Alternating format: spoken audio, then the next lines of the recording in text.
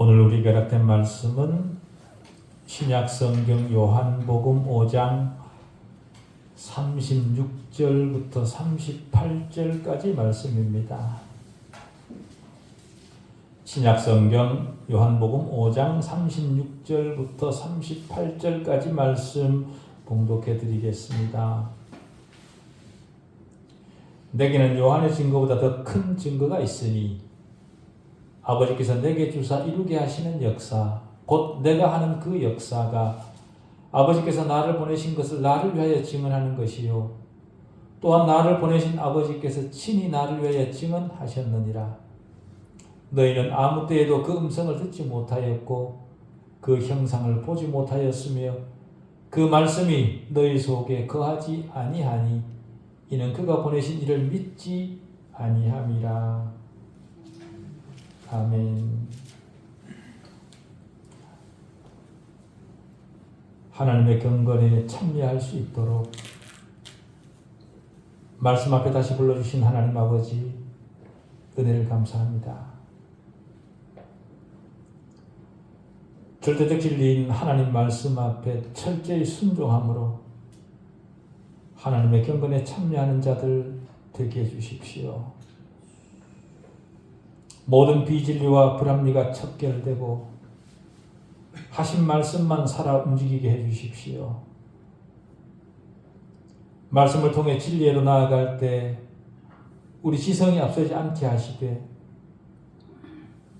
무지와 불합리가 말씀의 자리에 서지 않게도 해주십시오. 합리성을 가진 말씀이게 하시되 인간이 가진 합리성이 아니라 하나님의 이치에 합한 합리성이게 해주십시오. 인간의 자율적 관념이 무질서하게 작동하지 않도록 전하는 자의 입을 통제해 주십시오. 인간의 선언적 관념이 말씀이라는 이름으로 포장되지 않게 해 주십시오. 하나님의 합리성에 온전히 지배되는 말씀 되게 해 주시옵기를 우리 주 예수 그리스도의 이름으로 기도하옵나이다. 아멘. 주님의 역사를 가장 함축적으로 말할 때 가장 자주 쓰이는 말은 표적과 기사라는 말인데요. 그 표적과 기사라는 말은 이적이라는 뜻입니다. 그러나 표적이라는 말이 언제나 이적을 뜻하지는 않습니다. 표적이 이적을 가리키는 경우에도 표적은 언제나 이적 이상의 의미를 가집니다. 이적은 단순히 외적 표현이지만 표적은 증표입니다. 표적이라는 단어는 헬라어로 세메이아라는 단어인데 이 단어는 어떤 이적이 나타내는 특별한 표지 혹은 증표입니다. 그래서 구약 성경에서는 할례를 하나님과 이스라엘 사이에 맺은 언약의 증표라 그렇게 불렀습니다. 바울은 또 로마서 4장 11절에서 할례를 표적이라 그렇게 표현했죠. 누가복음 2장 12절에서도 말구에 누인 아기 예수를 본 것이 아기 예수를 찾고 있던 목자들에게는 표적이 되었고 누가복음 11장 29절 30절에도 유대인들에게 그리스도의 죽음과 부활에 대한 표징은 요나의 표적이었습니다. 표적은 하나의 상징입니다. 나타내고자 하는 어떤 것을 가리키는 거죠. 어떤 이적이 무엇인가를 상징하는 것이라면 그 이적은 표적이 될 수 있습니다. 사도 요한에게 있어서 이적은 그리스도의 영광을 나타내는 것이었죠. 그에게 이적은 그리스도의 하나님 되심을 나타내는 다른 말입니다. 갈릴리 가나에서 물을 포도주로 변하게 하신 경우에서 그 점은 분명히 드러납니다. 왜냐하면 사도 요한은 이 경우가 주님께서 자신의 영광을 나타내신 이적들 중 첫 번째 경우라 그렇게 말씀하고 계시기 때문에 그렇습니다. 요한은 그 이적을 기초로 해서 그 제자들이 주님을 믿었다 그렇게 말하고 있습니다. 모든 경우에 있어서 표적은 주님에게로 우리의 시선을 모으게 합니다. 주님은 요한복음 5장 36절에서 아버지께서 내게 주사 이루게 하시는 역사, 그것은 주님 자신을 위해 증언하는 것이라 그렇게 말씀하셨습니다. 주님의 역사는 주님 자신이 곧 하나님이라는 사실에 대한 표적입니다. 우리 역시 마찬가지입니다. 우리가 행하는 모든 일들 역시 주님을 증거하는 것들이죠. 요한복음을 강의한 유명한 설교자 중에 아더 핑크라는 분이 있습니다. 이분은 말하기를 우리는 주님의 이름을 달고 다닌다. 저와 여러분은 주님의 이름을 달고 다닌다는 겁니다. 그래서 우리의 행위가 죽은 행실이어서 심판의 날에 불에 탄다면 그것은 우리가 육신을 따라 행하였다는 것을 보여줄 것이고, 만일 우리가 선한 행실에 넘친다면 그것은 우리가 영을 따라 행하였음을 보여줄 것이다. 우리의 선한 행실을 보고 많은 사람들이 하나님에게 영광을 돌릴 것이다. 그렇게 말했습니다. 또한 표적은 상징이지만 단순한 상징 그 이상입니다. 어떤 경우에는 표적이 실제로 그리스도를 함축하기도 하고 그리스도의 일부를 나타내기도 합니다. 그리스도의 일부라는 말은요, 표적들은 계시의 한 부분이라 그 말이죠. 그래서 주님의 말씀과 행위는 서로 연결되어 있습니다. 그런 면에서 주님의 말씀과 행위는 원천적으로, 근본적으로 하나라 그렇게 말할 수 있습니다. 말씀과 행위, 그것은 그리스도의 역사이고 역사는 표적입니다. 다시 말해 주님이 행하시는 모든 말씀과 이적들은 하나님을 나타내기 위한 표적이라 그 말이죠. 그런 표적들을 통해 우리는 하나님과 교회를 이해하게 됩니다. 우리가 하나님과 교회를 이해하는 데 도움이 되도록 요한은 가장 중추적 표적들을 선택해서 기록했습니다. 오늘은 요한복음에 기록된 그 중추적 표적들을 개략적으로 살펴보려고 합니다. 요한이 선택한 표적들은 무엇일까요? 그리스도의 표적들은 주님의 본성과 특성을 나타냅니다.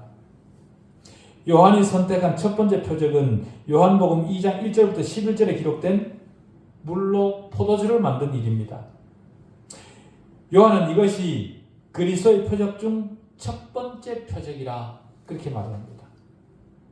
주님이 인간의 고통을 보시면서 연민의 정을 느끼셨다든지 악의 결과로 고생하는 인간을 불쌍히 여기셨다는 것만 가지고는 주님이 하나님이라는 사실에 대한 확실한 증거가 될 수 없습니다. 그러나 사람이 행할 수 없는 것을 행하신 주님의 이적은 주님 자신이 하나님이라는 사실을 증명하는 거죠. 물론 포도주를 만든 이 첫 표적은 여러분 무엇을 나타낼까요? 이것은요, 주님과 하나님이 창조의 전능성에 있어서 하나라 같은 분이라는 사실을 나타냅니다. 만물이 그로 말미암아 지은 바 되었으니라고 말한 요한복음 1장 3절에 대한 이 실제적 예증인 거죠. 그것이 바로 물로 포도주를 만든 그 이적입니다. 거기다가 또 다른 의미는요, 그리스도인에게 기쁨을 선물하시는 주님의 모습을 나타내기도 합니다. 예수 그리스도만이 삶을 기쁘고 풍성하게 만들 수 있는 유일한 분이라는 거죠. 포도주는 잔치가 풍성해지도록 해주는 가장 기본이 되는 재료입니다. 그 기본 재료는 예수 그리스도를 통해서만 주어진다라는 사실을 우리에게 보여준 겁니다. 다시 말해 우리 기쁨의 근원은 예수 그리스도 안에 있을 때에만 우리의 것이 된다라는 겁니다. 두 번째로 선택한 표적은요, 왕의 신하인 아들의 병을 고치신 사건입니다. 우리가 이미 지나온 이 표적은 병을 치료하는 표적이죠. 즉 죄를 이기시고 질병을 치유하시는 예수 그리스도의 능력을 보여주는 이적입니다. 그 이적을 통해 예수가 하나님이란 사실을 보여주는 겁니다. 그러나 더 큰 의미는 고민하는 심령과 연약한 믿음을 든든하게 하시는 주님의 능력을 보여주기도 합니다. 우리가 아는 것처럼 주님에게 나온 그 왕의 신하가 원래 강한 믿음을 가지고 있지 못한 사람이었습니다. 그는 무서웠고 염려스러웠고 자기 아들이 죽을까봐 어쩔 줄 몰라 했습니다. 그러나 주님은 그 아들을 살리시는 이적을 통해 그가 견고한 믿음을 가지도록 만드셨죠. 그래서 그 사람이 주님을 떠날 때는 든든한 믿음을 가지고 자신에게 주어진 일들을 해나갈 수 있었습니다. 세 번째 표적은 5장 1절부터 18절에 기록된 베데스다 연못가 38년 된 병자를 치유하신 사건입니다. 얼마 전에 우리가 이걸 읽었죠. 이 이적의 요점은요, 그 이적을 지켜보고 있던 사람들의 믿음을 촉진하는 그런 것은 분명 아니었습니다. 요한에 의하면 주님의 그 치유 행위는 지켜보던 유대인들을 더 화나게 했다. 그렇게 진술합니다. 왜냐하면 그들은 명분을 만들어서 주님을 죽이려 했기 때문에 그런 거죠. 거기다가 그 이적은 치료된 사람의 믿음을 일으키지도 못했습니다. 왜냐하면 그 사람의 믿음에 대해 성경은 침묵하고 있기 때문에 그렇습니다. 치료된 이후에 오히려 유대인에게 또 정중한 예의를 표한 그 병자의 모습을 우리는 보았습니다. 그렇다면 이 38년 된 병자를 고치신 이 이적을 소개하는 목적이 무엇일까요? 이 이적이 말하는 것은요, 우리가, 저와 여러분이 영적으로 그 38년 된 병자와 같다는 겁니다. 우리가 바로 베데스다 연못가 38년 된 병자, 바로 그들이라는 겁니다. 우리는 죄를 범했고 그 죄로 말미암아 그리스도를 찾아 영적 능력을 상실했습니다. 자기 스스로를 연못에 빠뜨릴 수 있는 능력을 상실한 그 병자와 우리의 모습이 같다는 거죠. 우리는 주님을 만나기 위해 스스로 일어설 능력이 없었습니다. 우리 자신의 죄됨에 대한 인식이 없어서 우리는 주님을 믿을 마음조차 없었던 거죠. 그럼에도 불구하고 우리가 영적으로 불구 상태일 때, 즉 소경이고 절름발이고 사지가 마비되었을 때 주님은 우리에게 오셔서 우리를 구원하시고 죄의 속박으로부터 우리를 풀어내셨습니다. 이 이적은 주님이 큰 은혜의 하나님이시라는 사실을 우리에게 확인시켜 준 거죠. 다음 네 번째 표적은요, 이제 우리가 곧 만나게 될 6장 1절부터 14절에 기록된 표적인데요, 바로 5,000명을 먹이신 사건입니다. 이 이적은 주님 자신이 이 이적의 의미를 설명한 첫 번째 경우입니다. 주님은 여기에서 한 아기가 가지고 있던 보리떡 5개와 물고기 2마리를 통해 5,000명을 먹이시죠. 요점은 주님의 능력이 크셔서 몇 개 안 되는 떡을 엄청나게 불리셨다, 거기에 있지 않습니다. 이 이적은 굶주린 영혼을 만족시킬 수 있는 분은 오직 주님뿐이라는 사실을 우리에게 보여주는 거죠. 그래서 주님은 6장 35절에서 이렇게 얘기를 합니다. 나는 생명의 떡이니 내게 오는 자는 결코 줄이지 아니할 터요. 나를 믿는 자는 영원히 목마르지 아니하리라. 그렇게 하셨던 겁니다. 여러분의 영적 굶주림을 채우실 수 있는 분은 오직 주님뿐이라는 사실을 여러분 믿으십니까? 영적 갈증을 해결할 분은 오직 주님뿐이라는 사실을 믿으시냐, 그 말입니다. 영적으로 죽었던 우리를 살리실 수 있는 분은 오직 주님뿐이십니다. 그 주님을 내가 실력이 좋아서 내가 찾아낸 것이 아니라 주님이 여러분을 찾아오신 겁니다. 우리가 가진 영적 궁핍이 무엇이든 주님은 그것을 해결하실 능력을 가지신 분이십니다. 우리가 살아가면서 많은 친구를 만날 수 있죠. 그러나 그 많은 친구들이 있다고 하더라도 우리의 영적 궁핍을 이해하지 못하고 아무도 우리의 영적 굶주림을 대신 채워줄 수 없습니다. 허전한 마음을 달래기 위해 수많은 친구를 찾아다니고 세상의 훌륭한 선생들을 찾아서 상담을 해보지만 그러나 여전히 해결되지 않는 영적 허탈감이 우리 안에 있습니다. 그 영적 허탈감을 채우실 수 있는 유일한 분은 오직 주님뿐이시라. 주님을 만나면 모든 영적 갈급이 말끔히 해결됩니다. 주님이 나를 돌보시고 내 형편과 마음을 이해하십니다. 여러분은 지금 혹시 영적 갈급함이 있습니까? 사랑받지 못하는 것 같아서 설명할 수 없는 허전한 무엇인가가 여러분을 힘들게 하고 있습니까? 아무도 나를 사랑해 줄 것 같지 않고 내 형편을 살펴줄 사람이 없는 것 같아서 불안한 마음 가운데 있지는 않습니까? 세상 끝까지 나를 사랑해 줄 사람을 찾아다녀도 우리는 찾지 못합니다. 그러나 지금 나와 함께 계시는 주님만 우리를 사랑하시고 우리의 영적 가난을 해결하실 수 있습니다. 그것을 어떻게 아냐고요? 주님이 여러분을 대신해서 죽으셨다는 사실이 바로 그 사실을 증명하는 거죠. 주님은 우리 삶의 전부를 계획하셨고 미래를 완벽하게 준비하셨습니다. 이 우주를 창조하시기도 전에 저와 여러분에 대한 완벽한 계획을 준비하신 주님이십니다. 우리를 사랑하지 않고 어떻게 그렇게 하실 수 있겠습니까? 주님은 우리의 모든 필요를 채우시겠다는 약속으로 오병이어의 표적을 우리에게 보여주신 겁니다. 그리고 다섯 번째 이적은 6장 16절부터 21절에 기록된 물 위를 걸으신 사건입니다. 사람이 물 위를 걷는 것은 불가능합니다. 그것도 잔잔한 호수도 아니고 거친 파도가 휘몰아치는 바다 위를 걷는다는 것은 제자들의 표현대로 유령이 아니고는 불가능합니다. 그것도 제자들이 배를 타고 갈릴리 바다 한가운데쯤 갔을 때 목격한 것이니까 주님도 바다 한가운데까지 걸어오셨다는 거죠. 갈릴리 바다의 전체 폭이 8km쯤 되었으니까 바다 한가운데 얼마쯤 되는 겁니까? 4km나 되는 거리를 주님이 걸어오셨다는 겁니다. 어떻게 이럴 수 있습니까?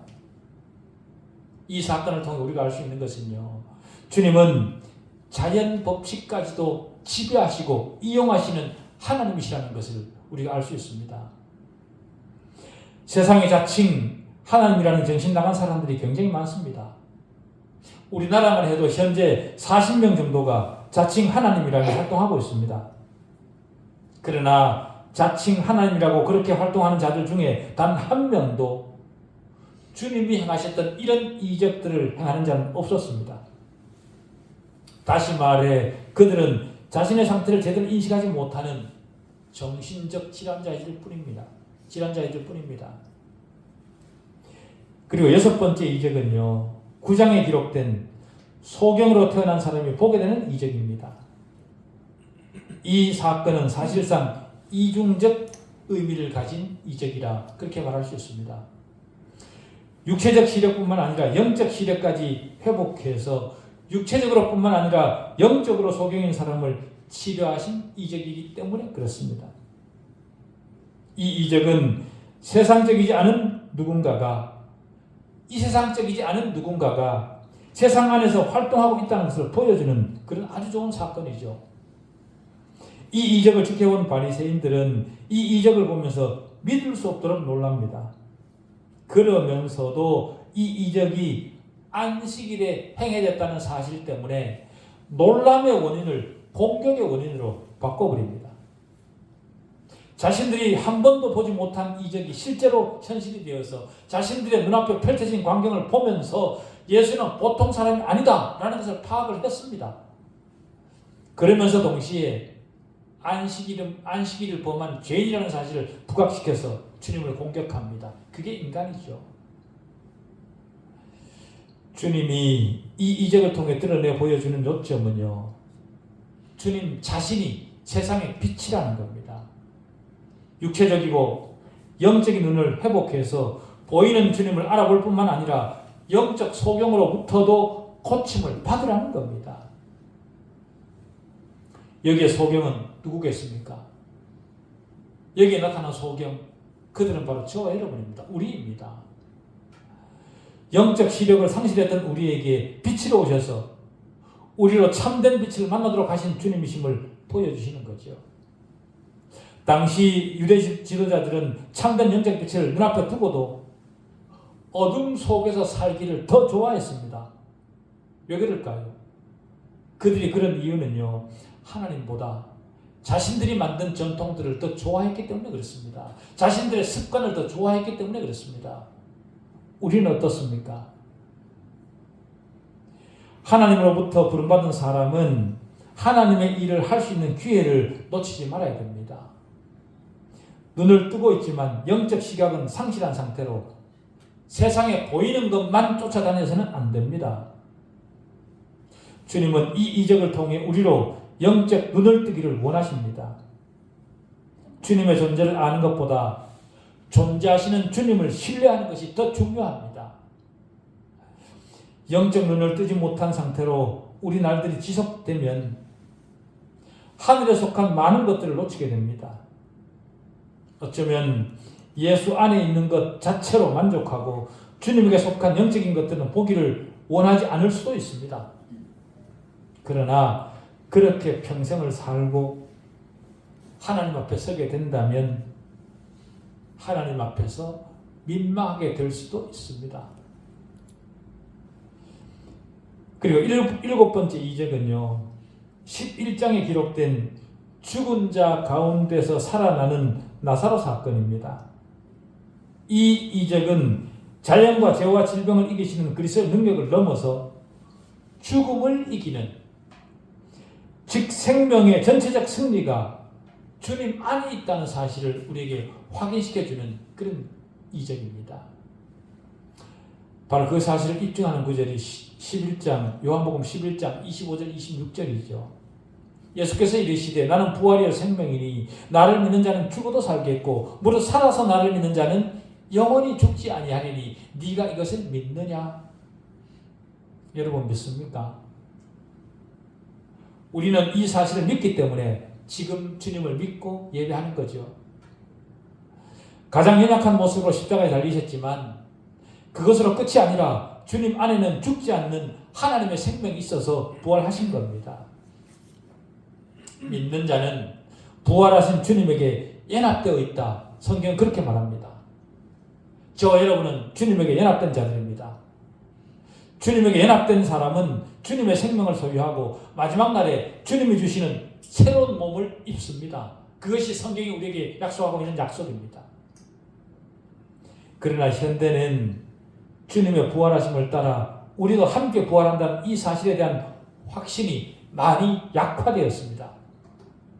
다시 말해 다음 세상에 대한 교회의 확신이 크게 약화되었습니다. 영원한 생명과 부활에 대한 확신이 약해진 바로 그만큼 교회를 채우고 있는 것은 인문학입니다. 인문학적 교양 강자가 점점 더 세력을 키우고 있는 현대 교회이죠. 이런 본문으로 설교는 하고 있는지 모르겠지만 부활에 대한 확신이 없으니 그저 사람의 어려운 형편을 설득하는 자료로 이 부활이라는 단어를 활용을 합니다. 다시 말해 사람은 살아가다가 보면 죽음을 맛보는 것 같은 그런 어려운 형편에 놓일 수도 있지만 소망의 끈을 놓지 않고 나아가면 다시 부활과 같은 역전이 기다리고 있다. 그러니 힘을 내라. 현대교회는 그렇게 말을 합니다. 그러나 주님은 그런 잡담을 하시려고 이 땅에 오신 것이 아닙니다. 그리스도의 생명에 연합된 우리 생명은 이 땅에서 끝이 아니라 하나님과 함께 영원히 지속된다는 분명한 사실을 우리에게 보여주시기 위해 오셨습니다. 우리도 언젠가는 죽습니다. 그러나 그리스도 안에 있는 자의 실존은 죽어도 죽지 않습니다. 죽어도 죽지 않는 생명을 저와 여러분은 이미 소유하고 있고 그 생명을 이미 여기서 누리도록 허락받았습니다. 그렇기 때문에 이 땅의 것들 때문에 주눅들 필요가 없습니다. 이 땅의 것이 조금 부족하면 조금 불편할 수는 있어도 하나님의 생명을 누리는 일에는 전혀 지장이 없습니다. 죽음은 우리에게 주신 하나님의 생명을 해칠 수 없습니다. 그 사실에 대한 확신을 가진 공동체가 바로 교회이고 교회는 한마디로 부활의 공동체입니다. 우리에게 약속된 부활이 우리에게 약속되었다는 그 사실을 알기 때문에 우리는 교회를 이루고 있는 겁니다. 그 약속이 우리에게 있는 이유는 우리가 그리스도 안에 있기 때문이라 그 말입니다. 다시 말해 그리스도는 우리 생명의 원천입니다. 우리는 지금까지 주님이 행하신 이적들의 궁극적 의도가 무엇인지 확인했습니다. 이런 이적들 자체로는 이적을 행하신 분이 하나님이라는 사실을 증명하지 못할 수도 있습니다. 왜냐하면 귀신들도 사람이 할 수 없는 이적 같은 것들을 행할 수 있기 때문에 그렇습니다. 그러나 모든 이적의 진정한 가치는 그 본질에 있죠. 다시 말해 이적은 하나님과 예수 그리스도의 본질을 보여줍니다. 예수 그리스도의 하나님 되심을 믿지 못하는 우리로 믿을 수 있도록 보여주시는 거죠. 그리고 또 한 가지는 모든 이적은 믿음을 위해 일어났다는 사실도 우리는 기억해야 됩니다. 믿음을 일으키고 더욱 강하게 하기 위한 주님의 사역, 그것이 바로 이적이다. 우리가 확인한 이런 이적을 행하시는 분은 주님 이전에도 없었고 앞으로도 없을 겁니다. 왜냐하면 하나님이신 예수 그리스도가 다시 오실 이유가 없기 때문에 그런 거죠. 바로 이 사실이 우리로 주님을 믿도록 하는 원천입니다. 주님은 저와 여러분에게 영원한 생명을 주신 분입니다. 그렇기 때문에 나에게 생명을 주신 분과 내가 얻은 생명의 기이함에 대해 우리는 더 깊이 알아야 되지 않겠습니까? 생명이 있는 자는 더 자세히 알고 싶고 더 깊게 교제하고 싶어집니다. 참된 믿음을 가진 사람은 그렇습니다. 인생을 살면서 현실적으로 어려운 것은 경제적인 문제고 도덕적인 문제들이죠. 그러나 그런 문제는요, 우리 인간의 힘으로도 살아가는데 불편하지 않을 만큼 해결할 수 있습니다. 그러나 우리에게 가장 큰 문제는 죄죠. 그 죄라는 문제는 우리 인간의 능력으로 해결할 수 없습니다. 해결이 불가능합니다. 하나님이신 주님으로부터 사죄의 은총을 받음으로써만 해결받을 수 있는 유일한 문제, 그것이 바로 죄 문제이죠. 그 사실 앞에 우리는 주님과 연결된 그런 자들이라 그렇게 성경이 우리에게 진술합니다. 그 진술을 따라갈 줄 아는 남은 신앙 되시기 바랍니다. 기도하시겠습니다.